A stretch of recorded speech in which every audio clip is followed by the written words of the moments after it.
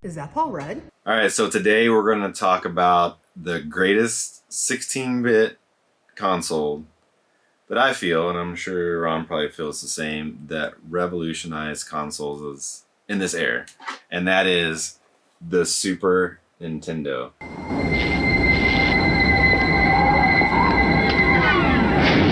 When you decide to step up to this kind of power, this kind of challenge, this kind of flying, crashing feeling, when you decide to get serious, there's only one place to come, the games of Super Nintendo. No one else creates this kind of experience, because no one else creates these kinds of games.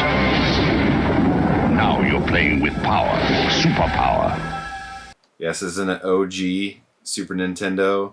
Don't mind that it's a little yellow, but this is still a great console, and it works. So, but yeah, let's jump into Super Nintendo. So tell me about the Super Nintendo there, Ron. When'd you get into it? So for me, I had a Genesis first. I had the opportunity to get either one, and I chose the Genesis. Don't know why. I think it was subliminal advertising or some shit. You know, they had really cool commercials. It was like hip and edgy, and they'd be like Sega, you know. And I think I wanted the Genesis, and I got the Genesis. But I would go to friends' houses and play Super Nintendo games, and I knew I made the wrong choice. You know, Street Fighter looked better, Mortal Kombat looked better. Even though Streets of Rage is a better game, Final Fight looked way better. The sprites were huge. It was just everything on Super Nintendo looked better, and it sounded better. And, you know, a really cool thing about that era was, you know, I could go to Ryan's house as a kid, and he might have, you know, specific games. He might have, you know, Neo Geo games or, you know, Master System games. And it was really neat to play each other's games. And I really enjoyed that time as a kid. It was one of my favorite things as a child. Yeah, I agree. That was huge. And then, you know, going to the stores like either KB Toys, always wanted to go to the mall, Walmart, Montgomery Ward, Sears. They would have the kiosks, you know. The kiosks. And if you're a gamer, especially back then as a kid, you were just like a magnet. You know, if you went with your parents, like, all right, I'm gonna go find the gaming kiosk. I'll be in the video game section. I still do that as an adult. Yeah, absolutely. So you know where your child's gonna be. They're gonna be in the gaming, the electronics section, playing the demos. And the first time that I saw, the Super Nintendo with Super Mario World, I was just blown away. I think I was so infatuated with it that the jump from 8-bit to 16-bit was just huge. And, you know, I did have the Genesis. I did end up getting the Genesis first as well. But, man, the Super Nintendo, I would rent it. You remember when you could rent games? I mean, rent the consoles. And games. And the games. You know, they would put like $100 hold on your parents' credit card because we were kids. We didn't have any money. But that's how you were able to rent like for the weekend and stuff like that. So, yeah, it was just such a huge jump. So many gorgeous games. I think that the creativity for Super Nintendo, it seemed to be better. As Ron mentioned, like, you know, Streets of Rage was really good on the Genesis, but Final Fight looked better. It did, by far. And I think overall there was just a lot of games on the Super Nintendo. It just looked better. We're not saying that the Final Fight is better than Streets of Rage. It's not. We're saying that it looked better. Yeah. And most games look better on the Super Nintendo.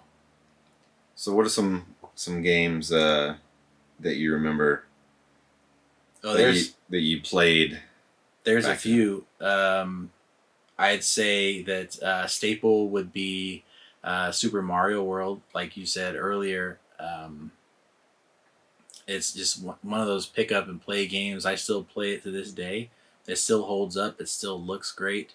One of the reasons why I love Mario Maker 2 on the Switch, because you can still play people's levels. I think the levels on that are ridiculous. People are just so creative, and I'll make one I've made like 1 or 2 levels, and they're just very basic and fun, but some people's are just so elaborate, and it's a headache to me, to be honest. But getting back to Mario World, it's definitely one of the games that I think of when I think of the Super Nintendo, and it holds a special place in my heart. Agreed. I mean, just talking about Super Mario World now, I can hear the music. It's it's so nostalgic. Another one that I really enjoyed on the Super Nintendo is Donkey Kong Country. Now, when I saw this, I know they did some things. I don't remember the technical stuff, but I know they put a little bit more into like the backgrounds, contrast, and stuff like that versus the actual like Donkey Kong and Diddy Kong being more 3D like. I was just like blown away by the looks of that. It's such a fun game. Nothing like too hard and crazy, but just the look of it, you could just tell that they put a lot into, from a creative standpoint, into Donkey Kong Country. They actually used pre-rendered graphics that they were like 3D models that they compressed into 2D sprites or converted. That was a technical marvel for the time, and they just got better with part 2 and part 3. But to me, Donkey Kong Country looked like a next-gen game. It almost looked like it didn't belong on the Super Nintendo at the time. Yeah, I agree. It stood out from that aspect, and I didn't know that they used the pre-rendered stuff, but that's crazy. Like, it's almost, they were, from a technology standpoint, they were definitely ahead of their time. They were. Sure. They're 100%. Another thing that stands out to me with Donkey Kong Country was the music. I still hum some of the music to this day. What was the name of the final boss? King Cool or something like that? Oh, shoot. Nat King Cole or fucking not King Cole. Whatever his name was, the giant alligator. Man, that music, it was so cool because it would like start out kind of goofy and then it just got really ramped up and like kind of evil almost. I really enjoyed it. I still play that on Spotify to this day. Yeah, it's a great game. What other games, Ryan, are you partial to? Mega Man X. That is just like, the Nintendo, the original Nintendo, huge Mega Man fan. Fell in love with the series. Had them for Game Boy. I just loved Mega Man overall, even though it was brutal and showed no mercy. I loved playing it. I loved trying to beat the bosses and then trying to figure out what the weaknesses of that boss's weapon compared to another boss and stuff like that. But yeah, Mega Man X for Super Nintendo. That was great. Yeah, Mega Man X took it to the next level. That's probably my favorite game on the console, even over some of these other games that we want to talk about. I love this game so much. I actually recently bought a pristine copy of Mega Man X. I mean, look at this, guys. It's like damn near perfect. And yes, I took it apart. It's legit. But man, I paid extra for this copy. It is so beautiful, so clean. Very clean. Now I just got to get a box for it so I can CIB it. But what's cool about the Mega Man games was, the progression as in, finding the armor upgrades. And, I remember at school, all the kids would be like, oh yeah, I learned how to throw fireballs, like Ryu's fireball or Ryu. And I was like, no, you fucking didn't.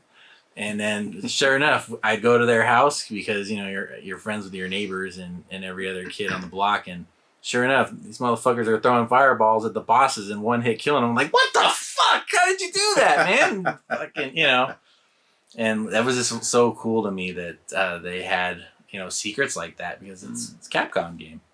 Yep. So one of my favorites is Mega Man X. Yeah, definitely way up there. Another one that sticks out to me is Super Punch Out. I mean, the original Mike Tyson Punch Out on Nintendo was great. Super Punch Out just kind of takes it to that next level. Not only does it look good, it still brings back a lot of the OG-ness from the original Punch Out. But overall, it's definitely one that you'd have to have either played or want in your collection even now. You guys remember Gabby J? He'd be like, "Yay! I wanted to beat his ass, man." Beat that old man's ass. But yeah, man, the sprites were gigantic. The sound effects were better. The music was good, and when you hit the opponents, it felt like you were really rocking them, man. And I really, really enjoyed Super Punch Out. Sorry, that's one I have complete in box too, damn near mint condition. That's one of my favorites for sure. Great game. What's another one that sticks out for you? Oh, I know, and I know this is one of your favorites. So we talked about this before. Secret of Mana. Oh, Secret of Mana blew my mind yeah. as a kid. Moist Alert. That's like one of my all-time favorite RPGs. I couldn't get over the fact that one, it utilized the multi-tap. If you had one or had a friend that had one. But it was just so cool that you could play up to 3 players. I mean, as you progress in the story, you pick up the other characters.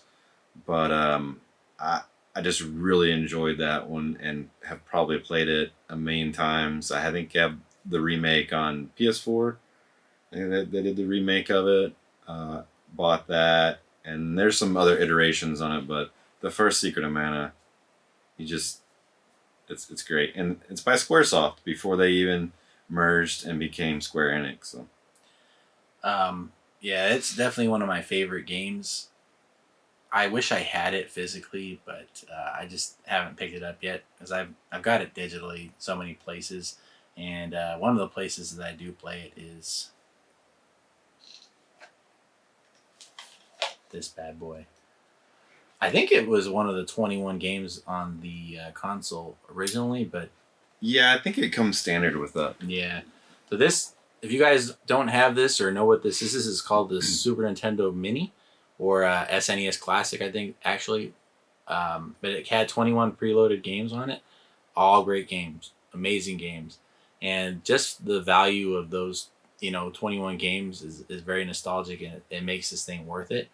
But this one's actually modded with full library of Super Nintendo, Genesis, Neo Geo, even arcade games. There's thousands of arcade games on this thing. Yeah. But yeah, so I like playing it on here. It's not a game where you have to have precision. So, like if you were going to play Mike Tyson's Punch Out, you probably want to play that on original hardware. But man, this thing is great. Love this Super Nintendo Classic. I highly recommend it. If you guys don't have one, pick it up. I think there was only 4 million in circulation. Oh, I didn't know that. Mm-hmm. So about anything else? So I remember a specific game that I played with my family. People would come over and play it. Have you guys ever heard of it? It's called Zombies Ate My Neighbors.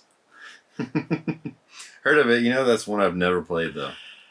It's just like a top-down game with 2 kids that are running around like these giant levels, and they're just killing zombies and werewolves and mummies and Draculas and zombies, obviously. And you're just shooting them with holy water, and you get other weapons, and there's like a fucking cheerleader, and there's like a professor and some safari dude, and there's all these different characters that you're saving, even babies. And the more you save, the higher your points are, and you can keep continuing. I think there's like 50 levels or something, but it gets hard quick. Wow. I mean, you get to like 4 or 5 level, and it gets pretty tough. But I really love that game so much that when it came out for the Switch, I actually got this collector's edition. Look at the size of this thing, guys. But It's crazy.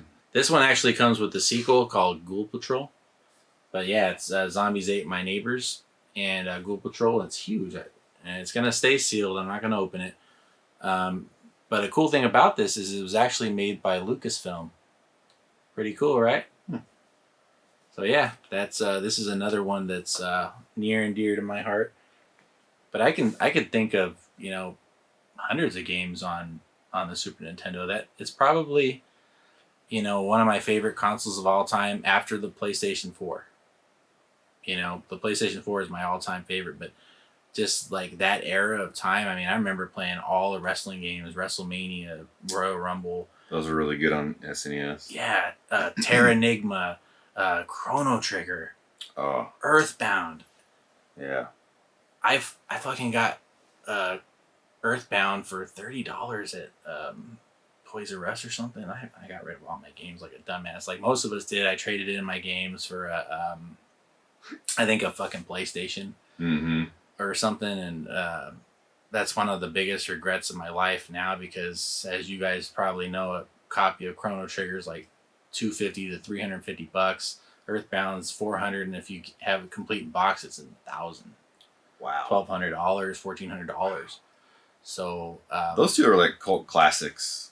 You know, that's why I think that's why they're worth so much money, because they were good.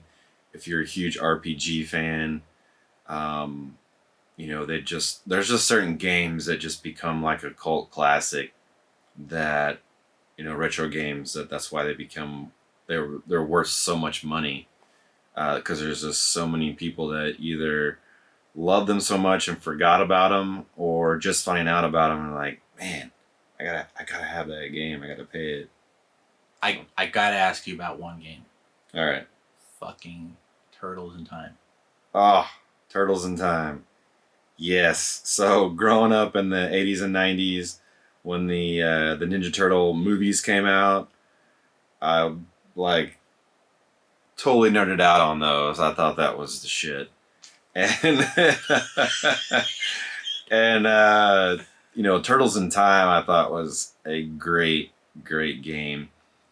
Just because I like a lot of couch co-op type games, you know, and Turtles in Time is 4 players. Yep. If you had the, you know, multi-tap and stuff like that, but that's just another, you know, like Ron said, you're friends with the kids in the neighborhood. If someone has the console, or a couple people have the console, you could get 4 controllers together, you know, and play that. And it's just a great couch co-op game. You know, it's one of those ones that I also pumped a lot of quarters in at the arcade, like lots and lots of quarters.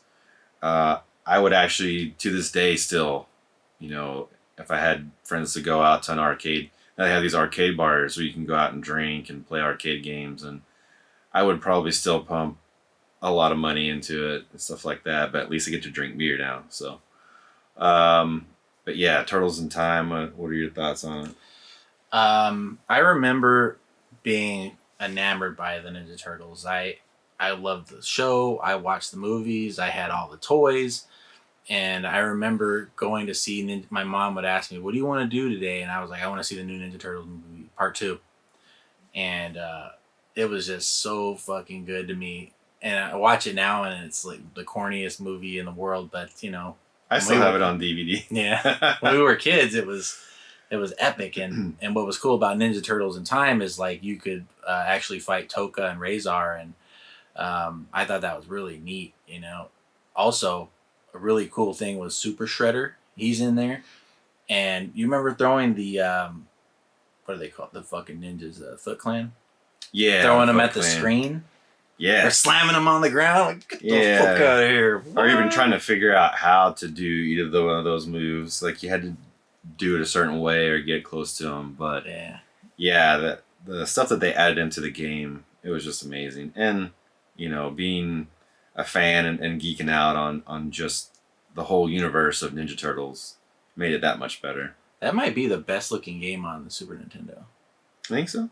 Yeah, because it was damn near arcade port perfect. I mean, it had some differences, but it was, we were like, wow, this is actually arcade at home. I mean, Donkey Kong probably looked better, but to me, I think from a port aspect, yeah, from an arcade port, I would say I would agree that's probably the closest, between a home console and arcade. any other games you want to talk about?